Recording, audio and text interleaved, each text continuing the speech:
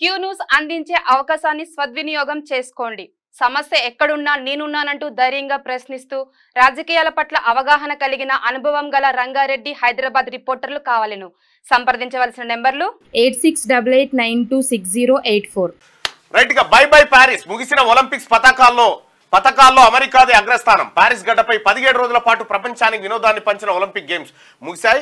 32 ఆటల్లో 329 పతక ఈవెంట్లో 206 దేశాలకు చెందిన 10,500 మంది పాల్గొన్న ఈ విశ్వ క్రీడా సంబురానికి ఆదివారం తెరపడింది.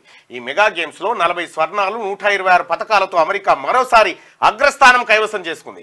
ఈసారి 10 కంటే ఎక్కువ పతకాలు గెలవాలని కోటి ఆశలతో 117 మంది సైన్యంతో బరిలోకి దిగిన ఇండియా 6 పతకాలతో సరిపెట్టుకుని 71వ స్థానంలో నిలిచింది. 100 ఏళ్ల తర్వాత మరోసారి ఈ విశ్వ క్రీడలకు ఆతిథ్యం ఇచ్చిన ప్యారిస్ పోటీలను వైవిధ్యంగా విజయవంతంగా నిర్వహించి తన మార్కు చూపెట్టింది. తదుపరి ఒలింపిక్స్ 2028లో అమెరికాలోని లాస్ ఏంజల్స్ లో జరగబోతా ఉన్నాయి.